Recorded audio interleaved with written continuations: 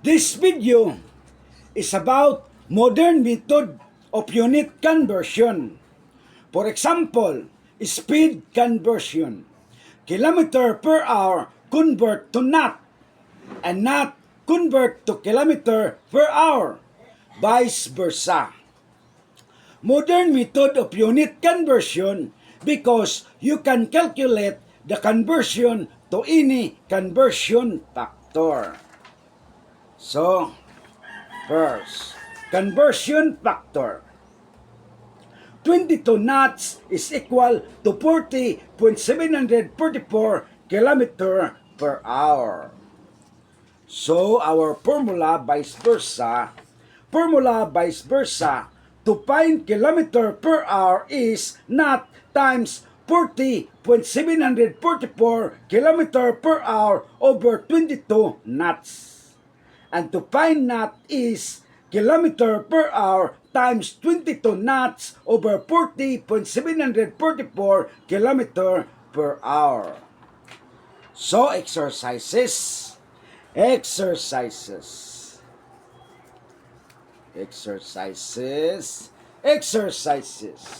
32 km per hour convert to knot. And to find knot is kilometer per hour times 22 knot over 40.744 km per hour. So, baba, knot. 32 km per hour times 22 knot over 40.744 km per hour. So, kilometer per hour over kilometer per hour. So, cancel at maiwan ang knot. So, knot. 704 knot over 40.744. So, equals 17.2786177 knots.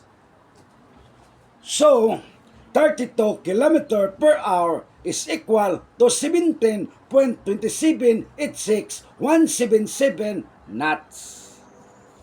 So, checking.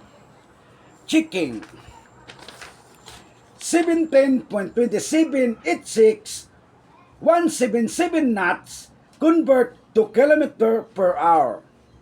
To find kilometer per hour is knot times 40.744 km per hour over 22 knot. Baba, kilometer per hour. 17.2786177 knot times 40.744 km per hour over 22 knot. So, knot over knot. So, cancel ang knot at maiwan ang kilometer per hour. So, continue. Kilometer per hour. 704 kilometer per hour over 22.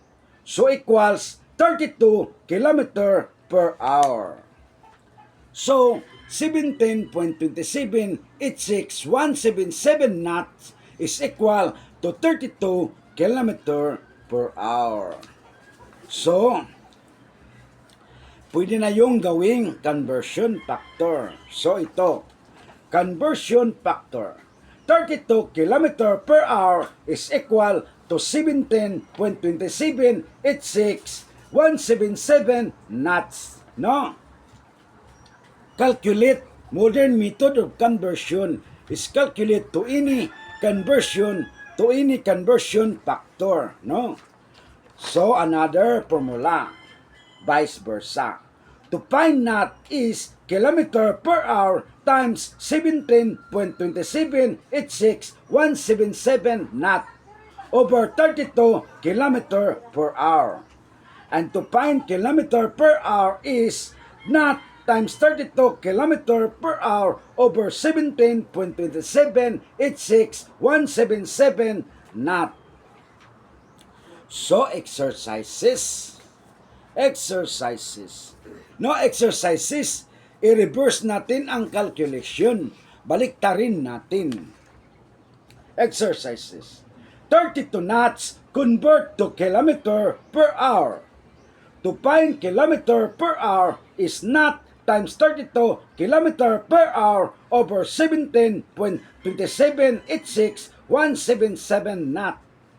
So baba, kilometer per hour, 22 knot times 32 kilometer per hour over 17.2786177 knot. So knot over knot is cancel at maiwan ang kilometer per hour. Kilometer per hour, 704 kilometer per hour over 17.2786177. So equal 40.744 kilometer per hour. So 22 knots is equal to 40.744 kilometer per hour. So nagtugma ang calculation. So checking 40.744 kilometer per hour convert to knot, and to find knot is kilometer per hour times 17.2786177 knot over 32 kilometer. So baba, knot 40.744 kilometer times 17.2786177 knot over 32 kilometer per hour. So kilometer per hour over kilometer per hour, so cancel ang kilometer per hour at maiwan ang knot. So continue.